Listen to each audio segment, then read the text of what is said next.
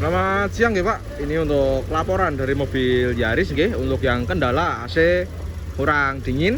Dan ini kita cek Pak menggunakan alat dial AC nggih. Dan ini yang merah niki menunjukkan untuk tekanan pressure yang tinggi atau high. Nah, terus yang biru ini untuk yang low atau rendah, tekanan rendah. Nah, ini menunjukkan yang low atau rendah ini menunjukkan di angka 40 sampai 50 Pak. Ini menandakan tekanan sistem AC-nya normal. Nah, terus untuk yang high atau tinggi ini menunjukkan di angka 150 sampai 200. Niki. PSI nggih. Jadi tekanannya normal. Nah, niki. Terus untuk kondisi filtrasinya sendiri niki nggih memang masih bersih Pak, tapi mulai kotor. Nah, niki. Untuk filtrasi kita coba bersihkan terlebih dahulu. Terus niki kita pantau juga Pak menggunakan alat termo nggih. Kita pantau suhunya.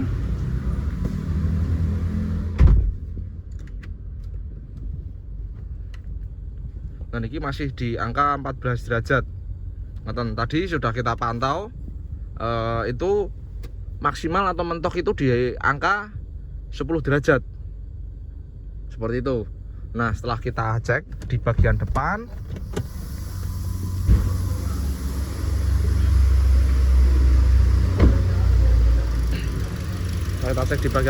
ini kita temukan Pak kondisi ekspansinya. Dan ini basah dan kotor. Dan ini menunjukkan biasanya adanya rembesan.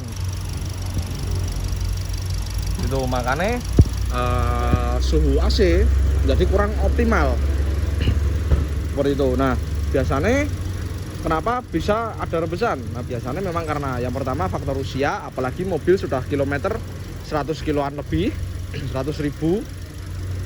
Dan yang kedua karena adanya penyumbatan di area sirkulasi sistem AC. Jadi memang karena faktor pemakaian dan usia, akhirnya pasti di sistem AC ada kotoran. Nah, dan kotoran tersebut biasanya menyumbat, yang akhirnya beberapa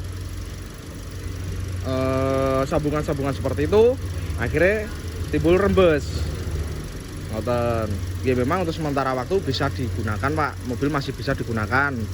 Ya, mungkin itu yang pertama, AC menjadi kurang dingin maksimal. Dan yang kedua, biasanya lambat laun, lama kelamaan pasti AC hanya keluar angin gitu, karena dari tekanan AC yang